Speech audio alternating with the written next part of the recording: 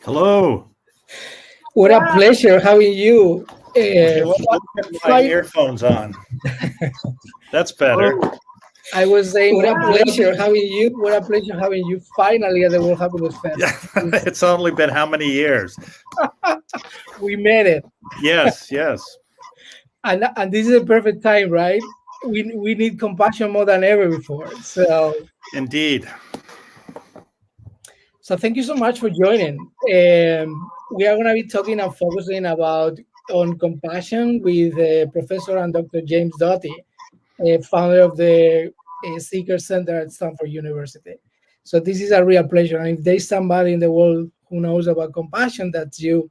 So let's bring this amazing tool in many ways and techniques around compassion to as many people as possible. That will be the goal today. So it's not a small challenge, right, James? No, absolutely not. But the reality is, if we can get one person to understand that within their power is the ability to change one person's life in a positive way, that's enough.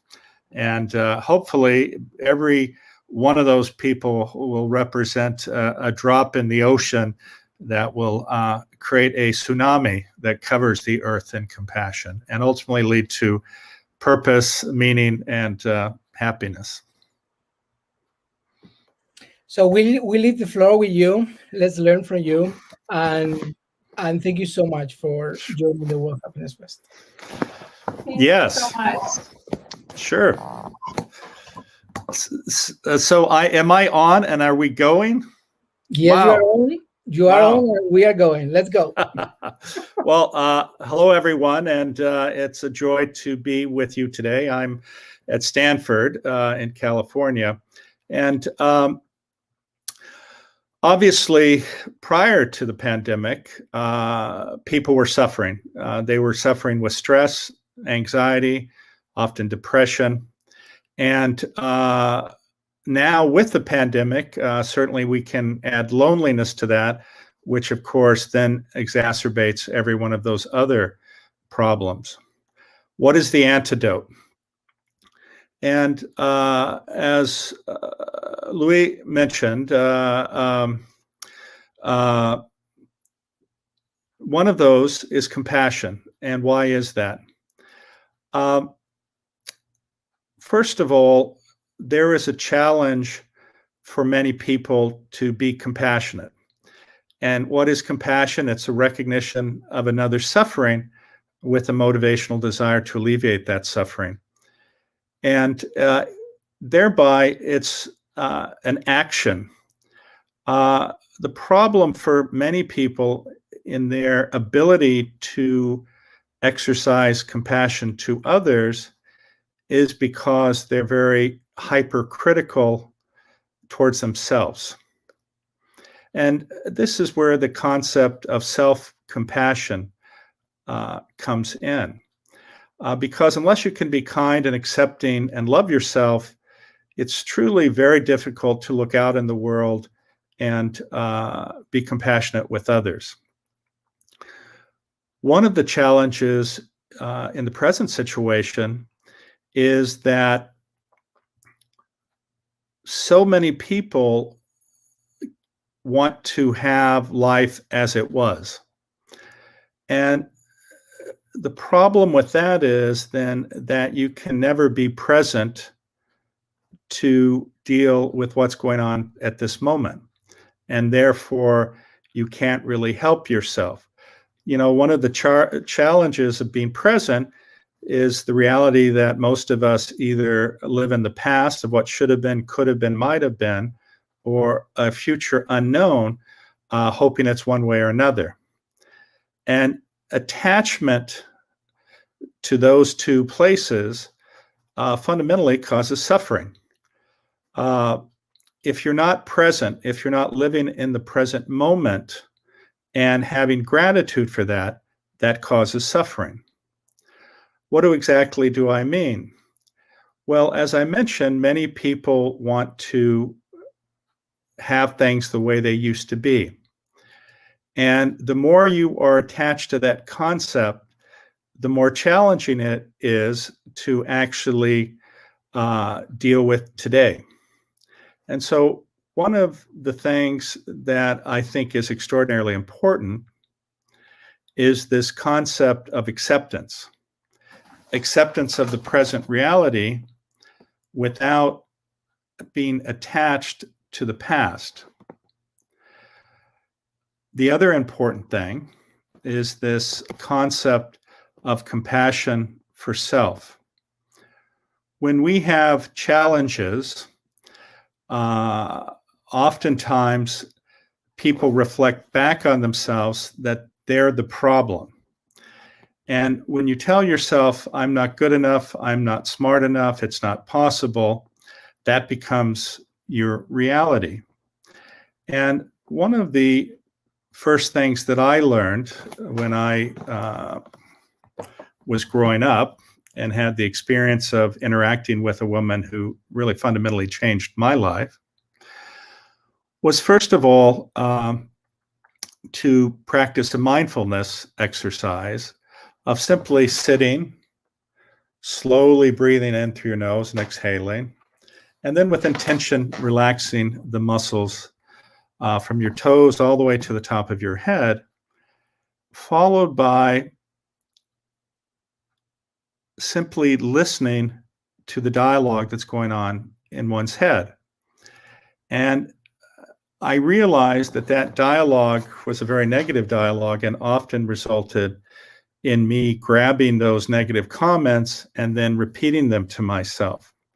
And what this woman taught me was that you can actually change that dialogue to one of self-affirmation, positivity, and acceptance. And the very nature of doing so actually dramatically changes your physiology. It's interesting because many people look at compassion as weak and results in people walking all over you. And I will assure you that it's actually quite the opposite. And that compassion, though, has to start with yourself.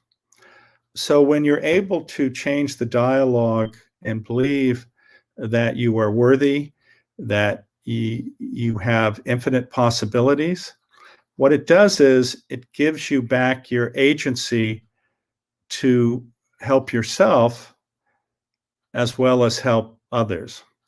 The Dalai Lama has said acting compassionately is one of the only times it's okay to be selfish. And interestingly, neuroscience has proven that. And what I mean by that is when you are able to act compassionately, a huge shift goes on, not only in your brain, but peripherally. When you act compassionately, this results in those parts of your brain associated with reward and pleasure to be stimulated. You are being rewarded for caring. And then it has an effect on your physiology because it actually improves cardiac function. It lowers your blood pressure. It has a profound effect on your immunity. It actually results in the decreased expression of inflammatory hormones, which are associated with many disease states, especially chronic ones. And it lowers those stress hormones such as cortisol. And the presence of cortisol or stress hormones for a significant period of time has a huge, huge negative health effect. And in fact, when you practice compassion, it has more significance in terms of your mental and physical health than exercise and being at your ideal body weight. So I was talking about being compassionate. And some of you may know that two scientists have been spearheading this effort, as well as now many others. That's Kristen Neff and Chris Germer. And they've done an immense amount of study demonstrating how beneficial it is for one to be compassionate to themselves, because that stops you also from being distracted and living in the past or trying to anticipate a future that has not yet occurred. The other thing is that when you're able to live in the present, this actually results in you connecting with others and seeing actually the reality that, like you, everyone is a frail, fragile human being and who is struggling. And it makes one be more kind, more thoughtful, and more gentle to others when you're able to be that to yourself. The interesting thing is that when you connect with other people authentically, this is really the baseline for physiologic effects that affect them and you. You know, many of us talk about these places in the world where people routinely live to be 100. Now, food is a very important part of that, or diet, but just as important is the fact that in these places, people are born there, they die there, they have the same neighbors their entire life, they live in multi-generational households. And the extraordinary thing is that they know from day one that they're loved, that they're accepted, and they're not judged. And when one feels as if they're judged, then this in and of itself creates anxiety, insecurity, and subsequent feelings of stress and anxiety. So the challenge for each of us in this challenging environment is to create a place of psychological safety. Being with people who do not judge you, being with people who accept you, and being able to be vulnerable. One of the greatest challenges for each of us is this idea of vulnerability.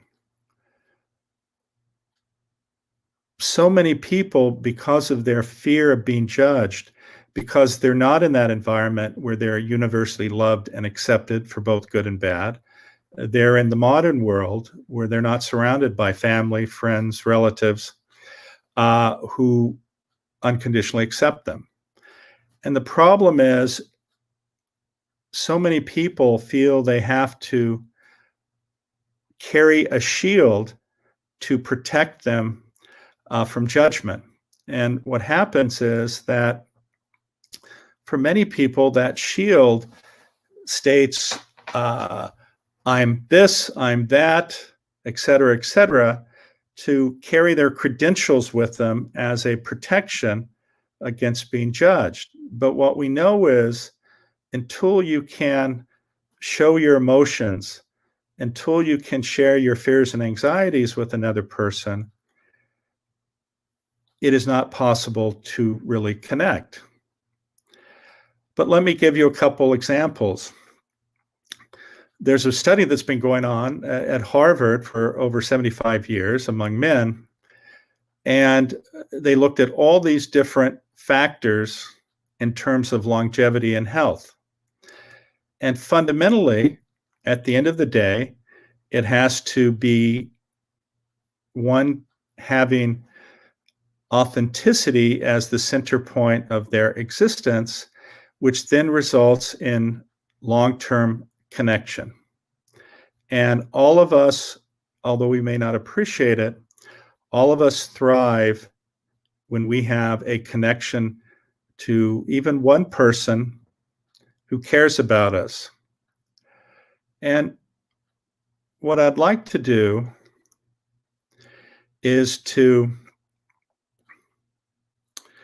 make each of you understand that many of us sit and we believe that, first of all, we're suffering, But we also believe that there's so much suffering in the world that we have no capacity to be helpful or to intervene. And what I would tell you, and frankly, from my own experience, which is a background of significant suffering,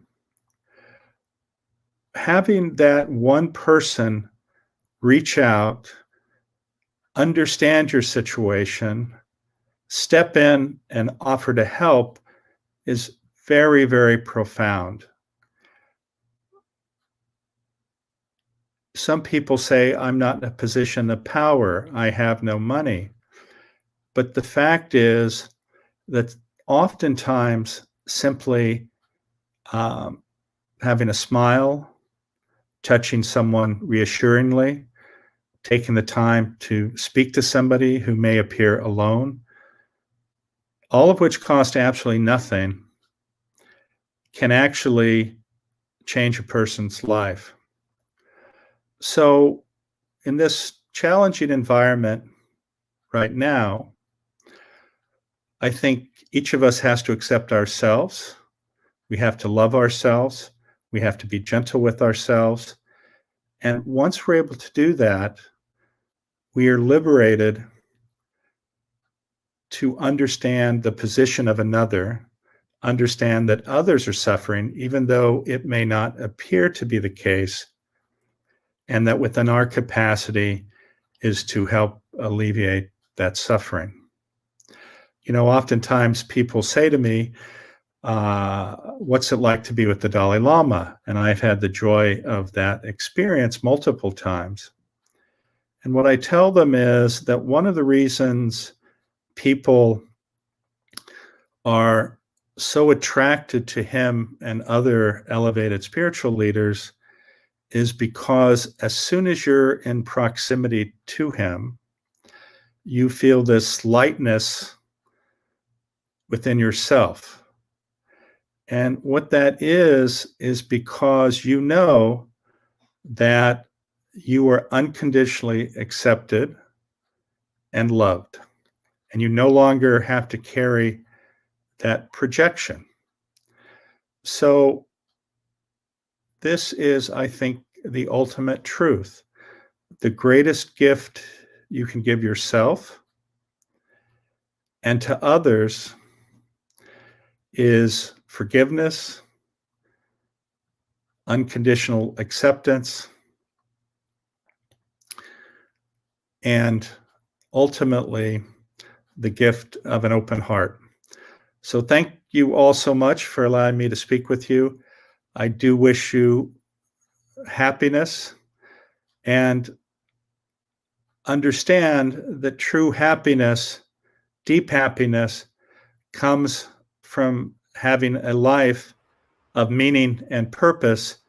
And ultimately, that is what creates great, deep happiness. So thank you. Thank you so much, Jim. I still remember when I read your book, Into the Magic Box. Magic Shop, of course.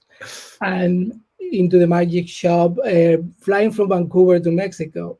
It was a profound impact. And I think that you are really changing so many people's life from a physical point of view, from a spiritual point of view. I just want to say thank you so much, and I recommend everybody to really go and get the book. Well, yes, thank you. And just to say, you know, amazingly, the book is now in 40 languages, and actually that K-pop group called BTS, who many of the listeners may know, actually used my book for the basis for their third album called Love Yourself. And in fact, there's a song there called Magic Shop. So again, thank you so much for having me. It's a joy, and continue the wonderful, extraordinary work that you're doing, because you're a hero of mine. Okay, my friend? Well, you are a hero of mine. Into the Magic Shop. Let's go for it. Okay. Not the title, though, in every language. Take care. Yes. en la tienda de magia. Dentro de la tienda de magia. Exactly.